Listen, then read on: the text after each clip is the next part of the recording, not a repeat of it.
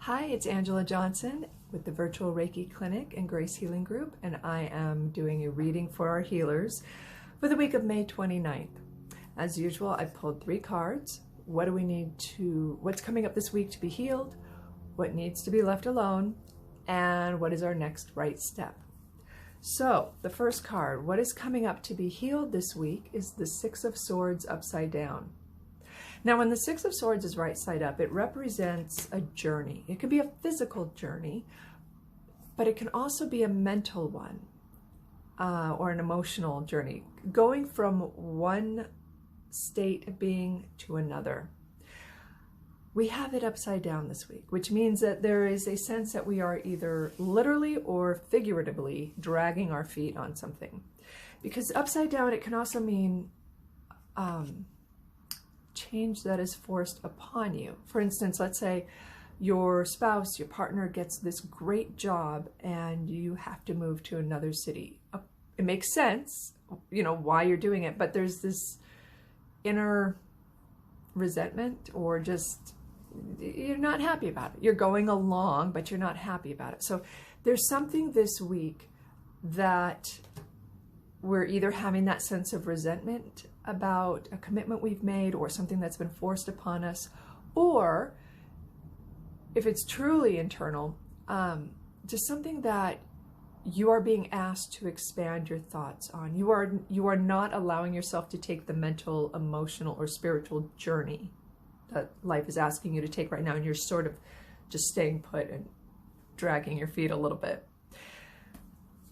What does not need to be healed this week? And this is an important position in our layout because as healers, we want to help everyone and everything, and that's beautiful, but there has to be a sense of discernment. We have to have we have to have boundaries. We have to know when it's our time to step in and when it's none of our business. And also, when we just need to take a break, because the world needs healers, strong and healthy. And part of that, maintaining your health and your stamina in this, is knowing where to play and where not to play.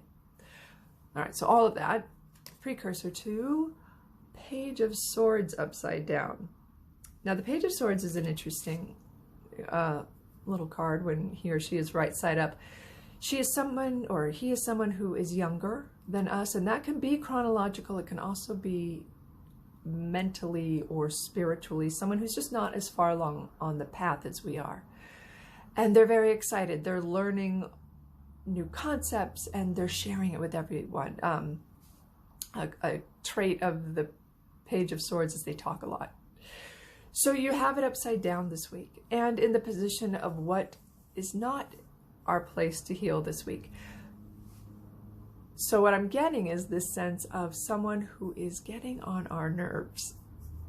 And it's not really our place to correct them. When somebody, okay, if you've had children, I have nieces and nephews, and they would do this. They would come and tell me all about this new band, the Beatles, and they would inform me all about the Beatles. And you're just, as the adult in the room, you're like, oh, okay, you've discovered the Beatles. That's adorable. But it's not really, you don't want to crush their little spirit. They're excited. So it's that kind of a sense, like someone is maybe lording it over you and telling you all about what they know, and inside you're like, I know this. So it's that little dance of, it's not your place to grow them up, okay? But also you have to defend your boundaries. I have a feeling these two might be tied this week. You might be forced to work alongside, or maybe you committed to being in a project with a reverse Page of Swords, and you're being asked this week to find the wisdom in it, find the silver lining. We can't force ourselves to be happy about everything, and that's not healthy. But if we've made a commitment, even if we aren't crazy about it or regret it, there is this sense of find the wisdom in it. Find what about this person or this situation you can learn from integrate and make that part of your wisdom, because as a healer, we have to work with everyone, right? So this is ultimately just something that can feed you and make you more well-rounded. But you have to accept them as they are, and you can't, or I would highly suggest you not be so resentful that you don't just trudge through it, that you try to be present for it. Now, what is the next right step? It is what this deck is calling the shadow side, reversed. It's the devil card upside down. I like the devil card because the ultimate message for the devil card is that it is coming from within. The call is coming from within the house, for those of you old enough to understand that reference. The devil card always warns you not to give away your power to somebody else, to give, or a situation, think that they have authority over you. Our chains are ones we put on ourselves. So that's why I love the devil card. And when you have it upside down, it's this understanding, this, you have this extra oomph right now to break free of your chains, to break free of any restrictions you might have. When you're trying to eat healthy, and there are times you're trying to eat healthy and all you can do is just crave soda and jelly beans, and it's hell. And then there's other times where you decide you're going to eat healthy and you are just empowered, you are feeling it, and it's not a problem. That's the energy of this card upside down. This week, we kind of have that extra oomph. We have the motivation to deal with our dear friend, the Page of Swords upside down. We have the motivation to do the scary work of expanding our perception, our preconceived notions on a situation. We have that energy this week, so let's take advantage of that. All right?